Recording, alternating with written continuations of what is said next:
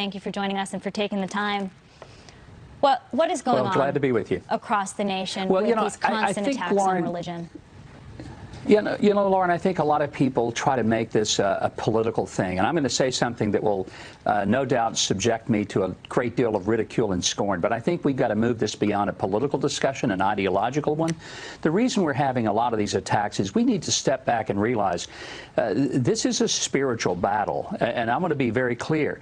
The reason you're seeing attacks against the people in a Hanukkah service or synagogues or churches is because there is a spiritual war going on in the world. It's not liberal, conservative, Democrat, or Republican. It's good versus evil. And when we have a society that has rejected the notion that there is a God creator who creates the world and the rules for us to live in harmoniously, and we decide we're going to live in our own way, as it was said in the time of the judges, everyone did what was right in his own eyes, we have chaos.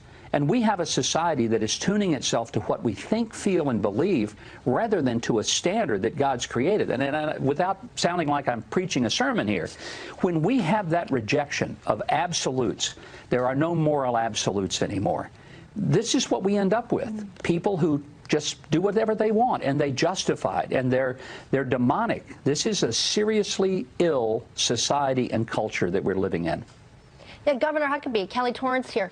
You know, I think you're right. You have to look at the root causes. But politicians, they always want to score political points off these sorts of things. Is there anything they can do? I mean, I'm listening to Bill de Blasio blaming President Trump for what's going on. We've seen the spate of anti-Semitic attacks here in New York City. There's so easy to play the blame game, much harder to look at these root causes. What should politicians and the rest of us, frankly, be doing?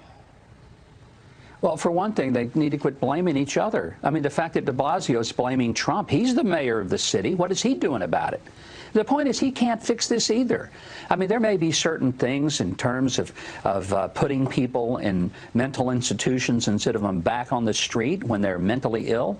But ultimately, it's a societal problem. And it goes back to what I say. We've got to learn to love one another, respect one another, do unto others as we would have them do unto us. That golden rule is not out of style. It may be out of practice, but it would change culture and society if we would just live within it, and we don't. Instead, we have people, if they see a red hat with MAGA on it, they beat the daylights out of the person wearing it. I heard Cuomo talking about terrorism. That's terrorism, too. It's when you have zero respect for other people, and you think that if they don't agree with you, you just pummel them, you kill them. We have an abortion society where 1 million times a year we take a perfectly innocent unborn life and we destroy it.